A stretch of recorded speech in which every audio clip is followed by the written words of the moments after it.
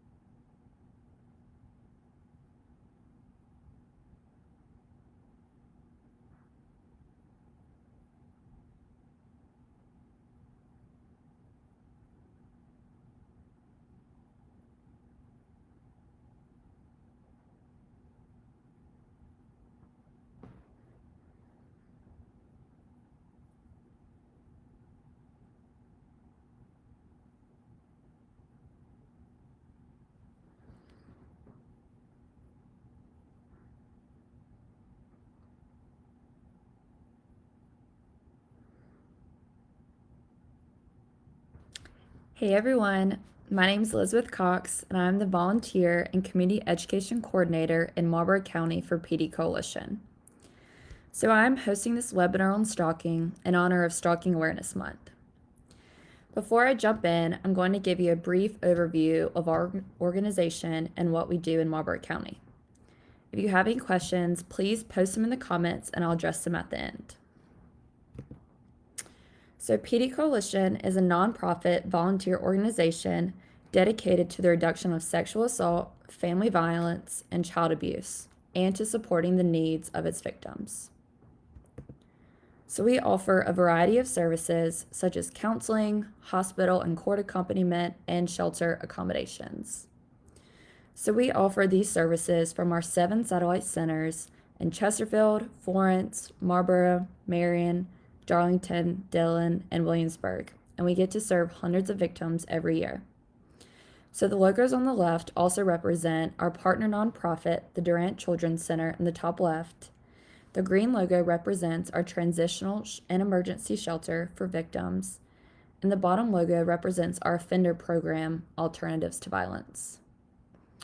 So now that I've talked a little about who we are and what we do, let's begin.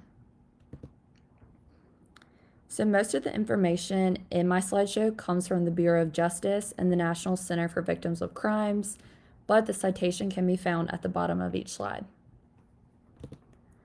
So the definition of stalking varies by state. However, most jurisdictions define stalking as a repeated occurrence of at least one of the stalking behaviors listed below. Some definitions also require victims to fear for their safety or the safety of their family members. The South Carolina law defines stalking specifically as a pattern of words or conduct that is intended to cause and does cause a targeted person and would cause a reasonable person in the targeted person's position to fear. So this definition is wordy, but it pretty much means an offender's repeated actions that intentionally cause a stalking victim fear. In the South Carolina definition, the pattern of stalking is defined as 2 or more acts within a 90-day period, and some of these actions could be unwanted phone calls or messages, unsolicited letters or emails, spying on the victim, showing up at places without a legitimate reason, waiting at places for the victim, leaving unwanted items, presents, or flowers, and posting information or spreading rumors about the victim. So now I'm going to discuss the statistical data on stalking. So the National Center for Victims of Crimes finds that 1 in 6 women and 1 in 19 men report experiencing stalking at some point throughout their lifetime. So as the statistics show, women are more likely to be victims of stalking than men. The likelihood of stalking victimization varies by race, as women of color are more likely to be victims of stalking. So for example, 1 in every 3 American Indian and Alaskan Native women and 1 in every 4 African American women are victimized by stalking. So when you compare these statistics to the average rate, it shows that several groups are disproportionately affected, as Alaskan Native, American Indian, and African American women are twice as likely to become victims of stalking. Another major problem with stalking is a lack of response. So statistics show police took action against the stalker in less than 40% of reported cases. This statistic reinforces some victims' hesitance to report, as they often feel they'll not be believed or taken seriously. The National Center for Victims of Crimes also found 62% of stalking victims reported they feared for the safety of themselves or their family members. So who stalks? As the graph shows, men are predominantly the stalkers. So 85% of women are stalked by men and 43% of men are stalked by male stalkers. So that's shown on the graph on the left side. The right side of the graph shows the victim-stalker relationship. Similar to other victim-offender relationships, such as a relationship between sexual assault victims and their perpetrators, victims typically know their stalkers. So 62% of women are stalked by a current or former intimate partner, while 26% of women are stalked by an acquaintance. The high percentile of women stalked by a former partner is supported by research that finds stalking behavior often escalates at the end of the relationship, once the stalker realizes he can no longer control the victim. The correlation between the end of the relationship and stalking behaviors relates to the connection between domestic violence and stalking, as domestic violence victims are an especially vulnerable group with high rates of stalking victimization. So the graphic on the right side of the slide shows that 81% of women who were stalked by a current or former partner were physically abused by that partner. The chart also finds that former intimate partners pose the greatest threat to their victims, as they are more likely than other stalkers to approach the victim, follow through on threats, and use weapons. So it is also important to mention that stalking is often characterized as part of an abusive relationship. Although the public often characterize these behaviors as emotional, physical, or mental abuse, they also qualify as stalking. Identifying this behavior is significant because it empowers victims and allows society to recognize the prevalence of stalking. So now I'm going to discuss the types of stalkers. So we've posted on our main Facebook page throughout the month a brief overview of each type, but now I'm going to go into a little more detail. So there are 5 main types of stalkers: the rejected stalker, the intimacy seeker, the incompetent suitor, the resentful stalker, and the predatory stalker. And all of these come from Psychology Today. So the rejected stalker arises in the context of the breakdown of a close relationship. Victims are usually former intimate partners, but family members, close friends, or others with a close relationship can become victims of rejected stalking. The initial motivation of a rejected stalker is either attempting to reconcile the relationship or to get revenge for perceived rejection.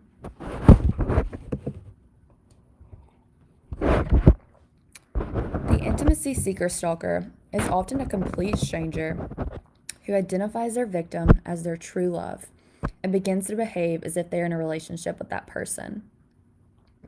Many intimacy seekers believe the love is reciprocated, and this type of stalker often victimizes celebrities. Anti-stalking legislation was actually passed as a result of an intimacy seeker's violence.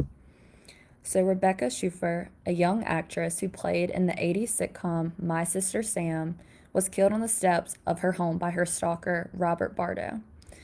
Her death led to California passing stricter privacy laws and the first anti-stalking legislation in 1990. Now, 30 years after her death, stalking has been outlawed in all 50 states and U.S. territories. So the next type of stalker is the incompetent suitor. This stalker seeks intimacy with their victim and hopes their behavior leads to a relationship. However, this stalker acknowledges that the victim is not reciprocating their affection. These individuals are often socially awkward and stalk for brief periods of time. But if the behavior persists, it is because the stalker does not recognize or acknowledge the victim's distress. Sometimes this insensitivity is associated with cognitive limitations or poor social skills. So the resentful stalker arises when the stalker feels as though they've been mistreated or humiliated by the victim. So the initial motivation for their behavior is a desire for revenge, but the stalking is maintained by the sense of power and control the stalker gets from inducing fear in the victim. Often, resentful stalkers present themselves as victims who are justified in using stalking to fight back against an oppressive person or an organization. Mark Chapman, the notorious John Lennon murderer, is a classic case of the resentful stalker. So he described himself as the world's biggest rock fan and admired Lennon and all his work until he read a biography of the musician. Angered that Lennon would preach love and peace but have millions of dollars, Chapman ultimately shot and killed Lennon on December 8, 1980.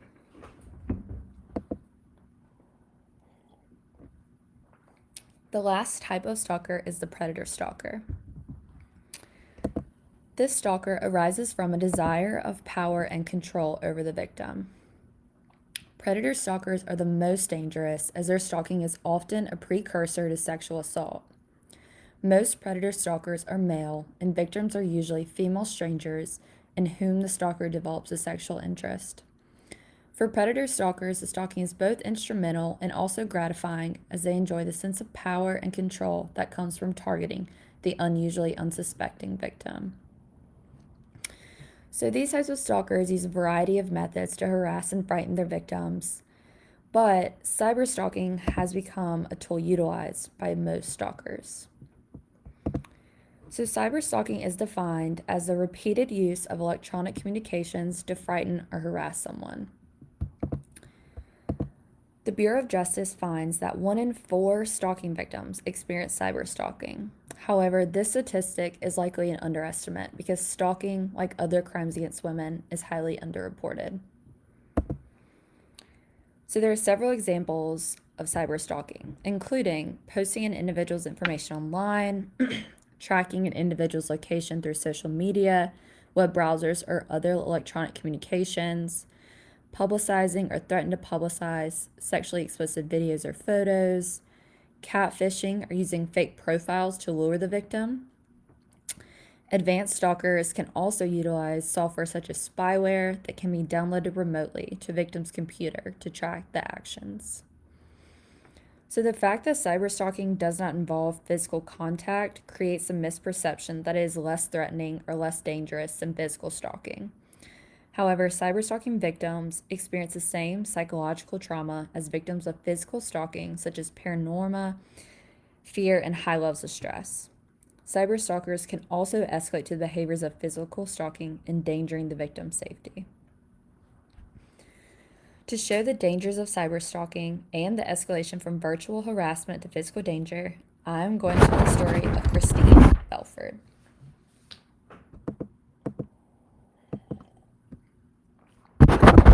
This story begins in 2006, when Christine Belford divorced her husband, David Moschwitz, leading to a bitter custody battle over their 3 children. During the custody battle, David and his mother Lorraine kidnapped the 3 girls and fled to a tiny village in Nicaragua.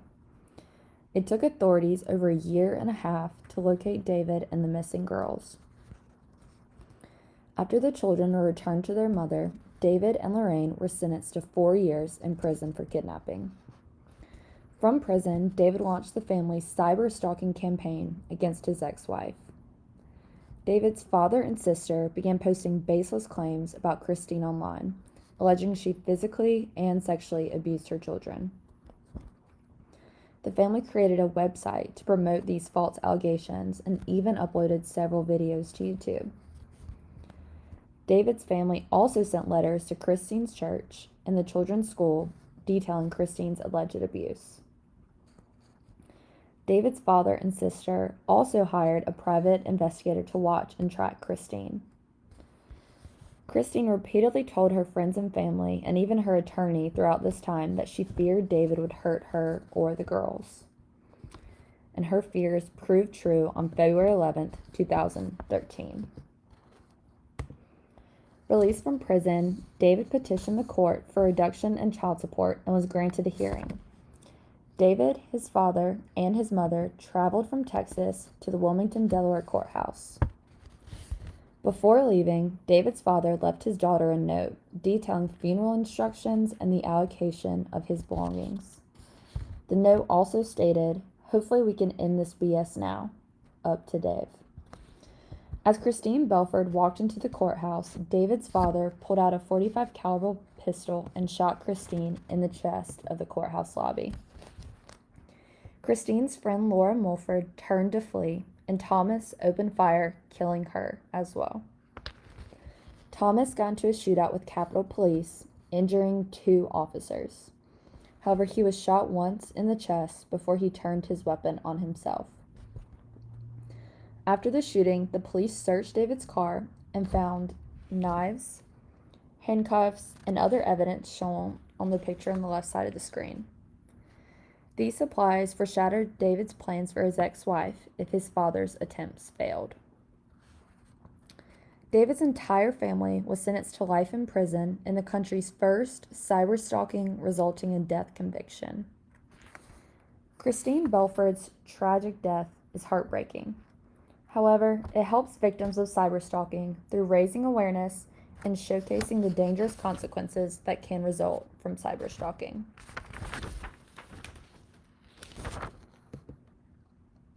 Now I'm going to share some tips to protect against cyberstalking. First, set strong and secure passwords. I know we're often tempted to reuse the same old passwords, but this is one easy way to prevent stalkers or hackers from gaining access to your accounts. Avoid opening suspicious links or emails. These can often give others the ability to hack your computer and install software programs such as spyware. Disable location services on social media, your Google and iCloud accounts to prevent tracking. If you end your relationship, change all of your passwords and remove your former partner's ability to access your accounts. Set your social media to private to only allow your friends to view the information you post. Hide your IP address, as this is linked to your internet bill and can allow hackers to find your personal information. Avoid tagging your location on your social media post, and be wary of online calendars because these can easily be hacked. So if you are a victim of stalking, contact the police. Document the incidents of stalking. Create a safety plan. Avoid all contact with the perpetrator if possible. Talk to others about the potential threat to your safety and what you're experiencing. Visit the Victim Connect Resource Center website to find resources in your community, and utilize domestic violence and sexual assault resources. So, PD Coalition can help victims of stalking through providing counseling services, helping victims create a safety plan, and assisting the victim in filing a restraining order.